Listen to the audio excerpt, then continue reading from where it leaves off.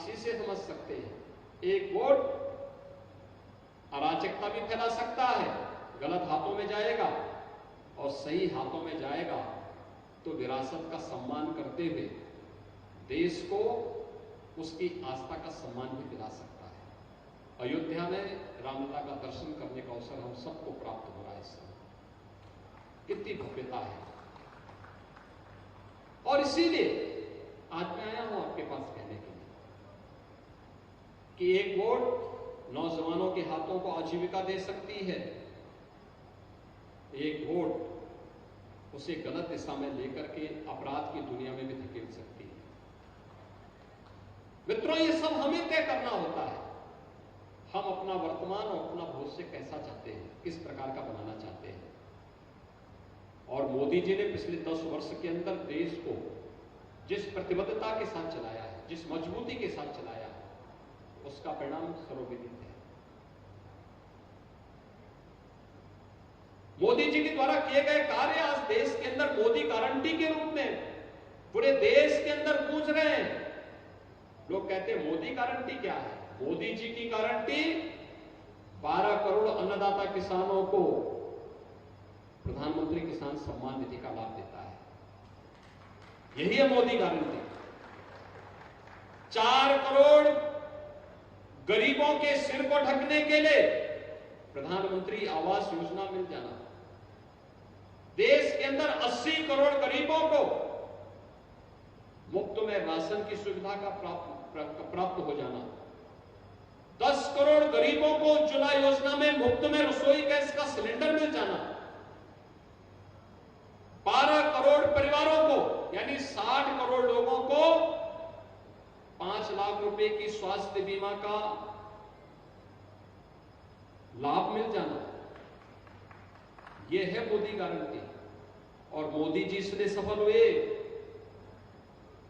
सपा बसपा और कांग्रेस इसलिए विफल हुई क्योंकि जब वे सत्ता में आते हैं तो अपने परिवार तक सीमित रह जाते हैं।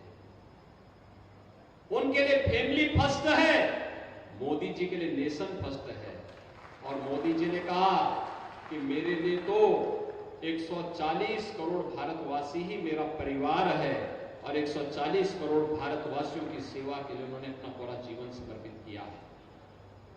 ये लोग सत्ता में आते हैं, सपा बसपा और कांग्रेस के लोग आज सत्ता में आते हैं तो जातिवाद के नाम पे सामाजिक ताने बाने को छिन्न भिन्न करते हैं। और मोदी जी सत्ता में आए तो उन्होंने कहा नहीं, मेरी सरकार हर भारतवासी के लिए, गांव के लिए, गरीब के लिए, किसान के लिए, नौजवान के लिए, महिलाओं के लिए, समाज के हर तबके के लिए कार्य करेगी। और इसके लिए मोदी जी ने नारा दिया, सबका साथ सबका विकास का। कांग्रेस सपा बसपा तुष्टीकरण की नीति पर चल करके आपकी आस्था के साथ खिलवाड़ करती थी, कावड़ यात्रा नहीं निकालने देती थी, पर्व और त्योहार नहीं मनाने देती थी। लेकिन मोदी जी ने कहा नहीं, तुष्टीकरण नहीं, भारत के अंदर संतुष्टि होनी चाहिए, हर नागरिक की संतुष्टि के लिए सरकार को कार्य करना चाहिए। सरकार समस्या नहीं हो सकती, सरकार समाधान का नाम होना चाहिए।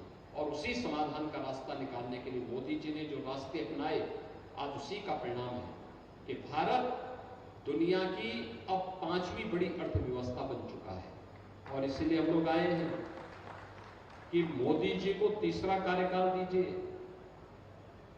तीसरे कार्यकाल के पहले 3 वर्ष में भारत दुनिया की तीसरी बड़ी अर्थव्यवस्था बनेगा।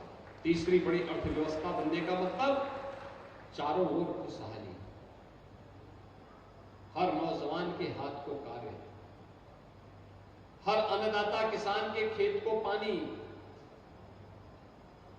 हर व्यापारी की सुरक्षा, हर महिला को स्वावलंबन का कार्य, बिना भेदभाव के सिचुएशन के 100% लक्ष्य को प्राप्त करने के लिए आज देश के अंदर एक ही आवाज उठ रही है, और वो आवाज है पूरे देश के अंदर कि बड़े फैसले कर रहे हैं इंतजार, इस बार 400 पार। बड़े फैसले कर रहे इंतजार, इस बार 400 पार करने के लिए अमरोहा भी हमें चाहिए।